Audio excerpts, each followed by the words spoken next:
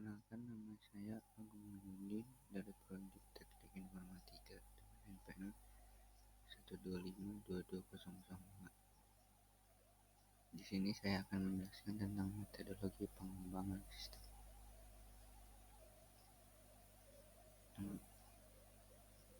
Yang pertama, ada waterfall method.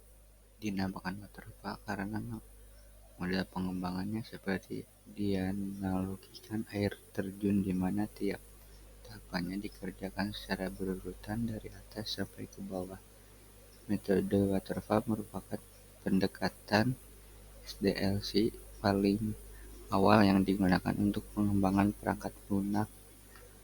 Melihat sejarahnya, metode atau model waterfall pertama kali diperkenalkan oleh Herbert D. Bennington di Symposium on Advanced Programming Method for Digital Computer pada 29 Juni 1956.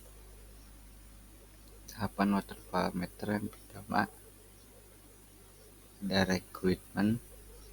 Pada tahap ini, pengembangan harus mengetahui seluruh informasi mengenai kebutuhan pengguna terhadap software.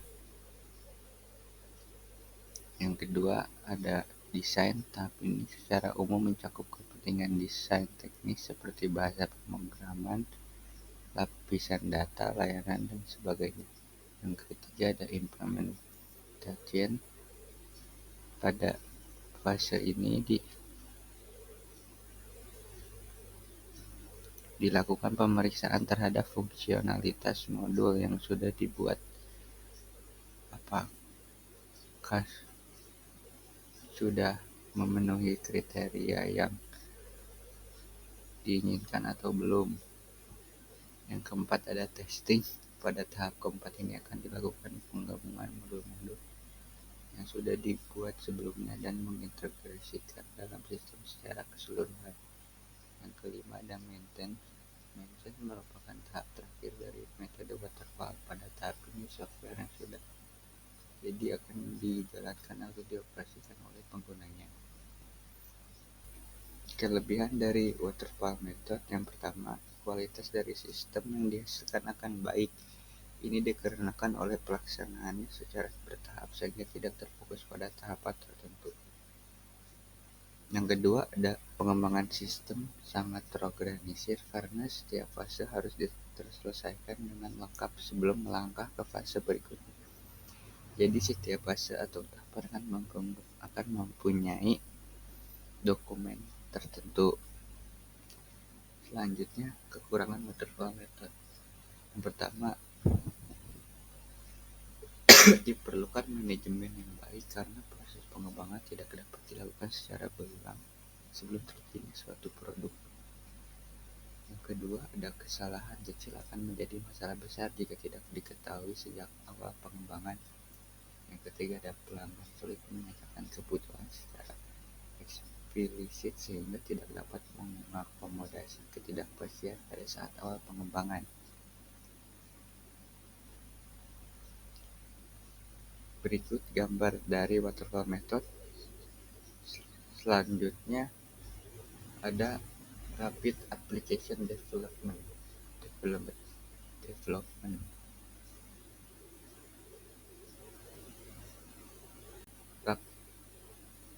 Rapid application development adalah metode pengembangan perangkat lunak yang menggabungkan beberapa metode dan teknik terstruktur secara keseluruhan. Pendekatan RAD menempatkan penekanan yang lebih besar pada pengembangan dan pembangunan prototipe daripada perencanaan secara detail. Dalam metode RAD, tujuan utamanya adalah mengembangkan aplikasi dengan cepat sehingga pengembangan dapat dengan mudah membuat literasi dan pembaruan perangkat lunak tanpa harus memulai dari awal.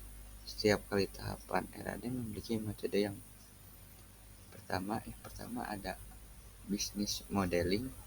Tahap ini bertujuan untuk mencari aliran informasi dalam suatu proyek pengembangan perangkat lunak. Yang kedua, ada testing and turnover. Tahap ini melibatkan pengujian komponen baru yang telah dikembangkan dan pelatihan penuh terhadap semua antarmuka komponen perangkat lunak yang baru. harus diuji secara menyeluruh sebelum dapat digunakan secara produktif. Yang ketiga, ada application generation. Pada tahap ini RAD menggunakan komponen program yang sudah ada atau menciptakan komponen baru yang dapat digunakan kembali. Yang keempat, selanjutnya ada proses modeling. Tahap ini melibatkan pembentukan kembali aliran informasi yang dihasilkan dari tahap data modeling. Aliran informasi ini harus memenuhi kebutuhan implementasi fungsi bisnis yang telah ditentukan. Yang kelima, ada data modeling. Tahap ini berfokus pada pemodelan data yang dibutuhkan dalam proyek. Objek data yang diperlukan diidentifikasi dan atribut atau karakteristik masing-masing objek data ditentukan. Berikut kelebihan RAD method. Yang pertama, RAD mengikuti tahapan pengembangan sistem seperti umumnya, tetapi mempunyai kemampuan untuk menggunakan kembali komponen yang ada. Yang kedua, setiap fungsi dapat dimodulkan dalam waktu tertentu dan dapat dibicarakan oleh tim RAD yang terpisah dan kemudian diintegrasikan sehingga waktunya lebih efisien. Selanjutnya, kekurangan RAD method. Yang pertama, tidak cocok untuk proyek skala besar. Yang kedua, proyek bisa gagal karena waktu yang disepakati tidak dipenuhi. Yang ketiga, sistem yang tidak bisa dimodularisasi tidak cocok untuk model ini. Yang keempat, resiko teknis yang tinggi juga kurang cocok untuk model ini. Berikut gambar dari metode RAD. Sekian, terima kasih. Kurang lebihnya mohon maaf. Wassalamualaikum warahmatullahi wabarakatuh.